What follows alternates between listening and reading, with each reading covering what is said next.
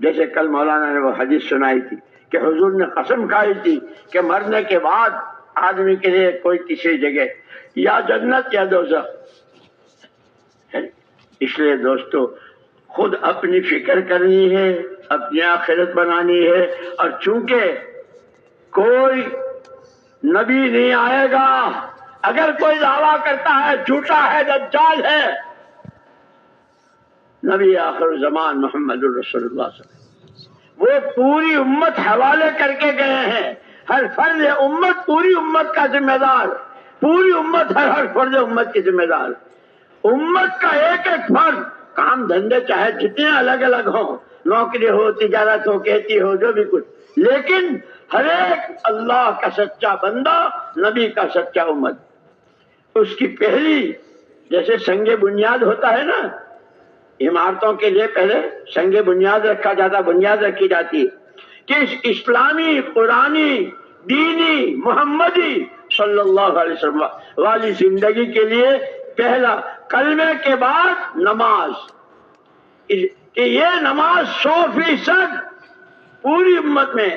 اور اتنا سادہ پاکستان ہے، کوئی بالغ مرد، کوئی بہن بے نمازی نہ رہے. نیت کرو، کہو انشاءاللہ کوشش کریں گے. ہاں اس میں یہ ہے مولانا الیاس صاحب رحمۃ اللہ علیہ کے ملفوظات میں، بندہ جب سچے دل سے نیت کرتا ہے، اپنی سی طاقت بھر محنت کرتا ہے، نتیجہ اللہ دکھاتے ہیں. اور یہ فرمایا تھا کہ جب یہ محنت صحیح رخ پر ہوگی، سب سے پہلے امت میں نماز زندہ ہوگی. ایک مرتبہ اٹلی کے ایئرپورٹ پر ہم تھے، حضرت جی رحمۃ اللہ علیہ بھی تھے. تو نماز کا وقت، خادم نے کہا کہ حضرت نماز، تو مصلی بچھانے شروع کیے کہ نماز پڑھیں گے. تو ایک اچھے خاصے دیکھنے میں ماشاءاللہ جیسے دیندار ہو، اور اچھا آپ لوگ نماز پڑھیں گے؟ جی بھائی نماز کا وقت ہو گیا. یہ تو اٹلی ہے، لوگ کیا کہیں گے؟ حضرت نے فرمایا اگر نہ پڑھی تو اللہ کیا کہیں گے اس کا خیال نہیں.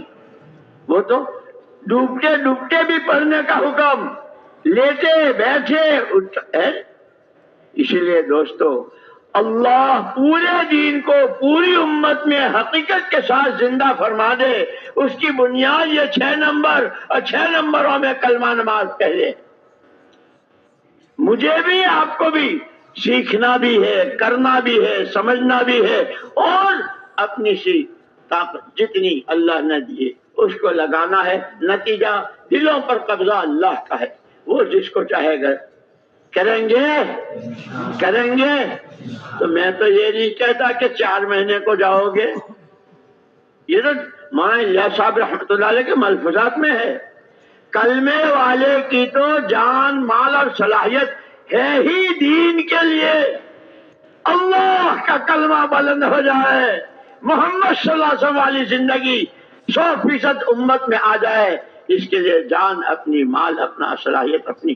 اللہ کو راضی کرنا ہے، اپنی آخرت بنانی ہے، ہر ایک کی بنتی چلی جائے. اس کے لیے زندگیوں کے فیصلے کرو، کچھ پتہ نہیں کون کب ہے. یہی حضرت سلیمان علیہ السلام کا میں نے سنایا نا، مجلس لگ رہی تھی، ایک آدمی بیٹھا تھا، کچھ دیر بعد ایک آدمی اور آیا، تو وہ یہ جو آیا تھا اس کو بار بار گھر رہا تھا. تھوڑی دیر کے بعد وہ جو بعد میں آیا تو وہ چلا گیا. اس نے پوچھا حضرت سلیمان علیہ السلام سے، اللہ کے نبی یہ کون آدمی تھا، مجھے ہی گھرتا رہا؟ بھئی یہ تو ملک الموت تھا. اللہ کے نبی اللہ نے تو آپ کو ہواؤں پر، تخت پر اور جنوں پر سب، آپ اپنے تخت سے مجھے اڑا کے دنیا کے آخری ایسے کنارے پر پہنچا دیں. نبی تو بہت شفقت والے ہوتے ہیں، اس کی درخواست قبول کر لی، تخت اڑوایا اور بہت دور ادھر تخت اترا، ادھر وہ جو گھر رہا تھا وہ آئے. تو کون؟ میں ملک الموت. ہے وہاں کیوں گھر رہا تھا؟ کہ تیری روح قبض کرنے کے لیے اللہ نے مجھے یہ جگہ بتائی تھی، میں اللہ کی نافرمانی نہیں کر سکتا، لیکن دو شیاد میرا کشش زور زور، دو شیاد میرا کشش زور زور، یکے آب و دانا دیگر خاک گور۔ جہاں کا مقدر ہوتا ہے آدمی پہنچ کے رہے گا، مٹی جہاں کی ہے وہاں پہنچ کے رہے گا، ہمیں کچھ پتا نہیں کتنے دن باقی ہے۔ اس لیے زندگیوں کے فیصلے کرو کہ اس کے بعد کی زندگی خدا کی فرما برداری، بندگی اور محمد صلی اللہ علیہ وسلم کے کام کو کام بنانا۔ انسان ہیں، فرشتے نہیں ہیں۔ جو ضرورتیں اللہ نے رکھی ہیں، ضرورتیں بھی اللہ ہی نے رکھی ہے، اس کے اسباب بھی اللہ ہی نے بنائے ہیں، شریعت سنت کے ساتھ، حلال حرام کی تمیز کے ساتھ، گھر بھی، کاروبار بھی، رشتہ داریاں بھی۔ لیکن اصل ہمارا کام یہ ہے، اس کے لیے آج کے بعد میری زندگی کے جتنے سانسیں، اے اللہ میں نیت کرتا ہوں مجھے مرتے دم تک اس محنت کے لیے قبول فرما لے۔ اور یوں کہیں جو آدمی نیت کرتا ہے اللہ اس کو پورا کرا دیتا ہے۔ جب ماشاءاللہ تم نے نیت کی، پورے پاکستان کے ہر بالغ مرد و عورت، سب سے پہلا فرض رکن اسلام نماز۔ حضرت عمر رضی اللہ تعالیٰ عنہ